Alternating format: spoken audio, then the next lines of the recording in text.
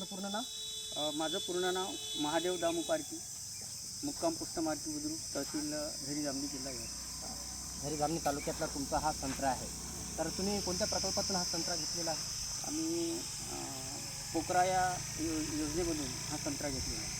नाना देशमुख नानाजी देशमुख कृषी संजीवनी योजनेअंतर्गत. बरं.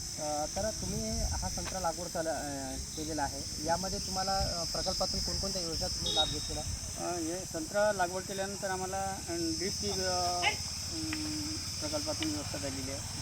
ड्रीप झाली, त्याचं अनुदान वगैरे आम्हाला मिळालेलं आहे. अनुदान मिळालं पूर्ण अनुदान संत्र्याचंही मिळालं आणि यांचं सुद्धा ड्रीपचं मिळालं. बरं. आता तुम्ही हे जेव्हा नानाजी देशमुख कृषी प्रकल्पातून घेतलेलं आहे, आता आपण बेडवर संत्रा ठेवायचा प्रयत्न केलेला, म्हणजे जेव्हा तुम्ही आता हे लॅटरल बेड करताल, आता यानं तुम्ही जमीन मोकळी केली, बरोबर आहे? आता याचा बेड चांगला तयार करा, है ना? म्हणजे हीच तयारी करायची आहे आपल्याला. खरं म्हणजे आता जर तुम्ही याचा बेड केला, त्याच्यानंतर लॅटरल टाका, बरोबर? आता तुम्ही लॅटरल उचलून ठेवले की नाही, उन्हाच्या खराब होतात म्हणून. तर आता जेव्हा पाणी देसाल तर याला बेड पहिले करायचे. म्हणजे हा बेड तुमचा इथून, हा बेड असा राहील, बरोबर आहे, आणि इथून बेड राहील, आणि ड्रीप प्रत्येक झाडाजवळ राहील, बरोबर आहे? तर पारकी भाऊ, तुम्ही ड्रीपचा चांगला उपयोग घ्याल, बरोबर आहे? तर तुम्ही पारंपरिक पद्धतीमध्ये आणि ड्रीप म्हणजे प्रात्यक्षिक याच्यात तुम्हाला म्हणजे काय अनुभव आले?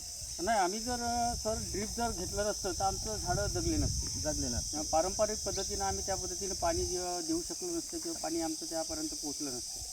परंतु ड्रीपमुळं आमचे जे झाडं आहे ते 100% झाडं जगलेली आहे. 100% झाडं जगलेली आहे. म्हणजे हे जे तुम्ही बघत आहो आम्ही, तर हे ड्रीपमुळे तुमचा फायदा झाला आहे ना? म्हणजे पाण्याची कमतरता आहे असं म्हणायला हरकत नाही, आणि ड्रीपमुळे तुमचं पाणी बचत होत आहे, बरोबर आहे? आणि बेडमुळे पाणी लागते तेवढंच पाणी तुम्ही वापर करत आहे. तर अशा प्रकारे तुमचं म्हणजे दोन्ही पद्धतीमध्ये जे आपण सलग पद्धतीत आणि म्हणजे तुमच्या प्रात्यक्षिक याच्यात हा फायदा झाला आहे ना? तर तुमचं असं म्हणणं आहे की आपण जर तंत्रज्ञानाचा अवलंब केला तर चांगल्या प्रकारे उत्पन्नात वाढ झाली आहे ना? पण तुम्ही पूर्वी जेव्हा कपाशी पण बघता त्याच्यात फायदा आणि तुमच्या डेमोस्टेशनमध्ये फरक काय जाणवते? नाही, बराचसा फरक जाणवता. आम्ही याच्यामध्ये आंतरपीक वगैरे घेता, परंतु आंतरपीक घेत असताना झाडांना काही आम्ही रासायनिक खत आहे तिथपर्यंत पोहोचू देत आहोत. आणि अजूनपर्यंत आम्ही या जे आमचे संत्र्याची झाड जी लागवड केली आहे त्याला रासायनिक काही दिलेलं नाही. सेंद्रियवर तुम्ही पूर्ण करताय, कमी खर्चात करताय असं म्हणायला हरकत नाही.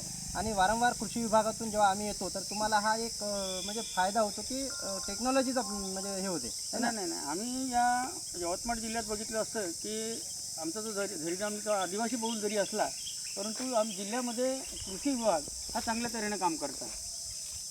आणि शेतकऱ्यासोबत जाणं कृषी विभागाचं आणि सगळ्या योजना समजून सांगितल्यामुळं सगळ्या शेतकऱ्यांना कृषी विभागाचा चांगला फायदा होतो.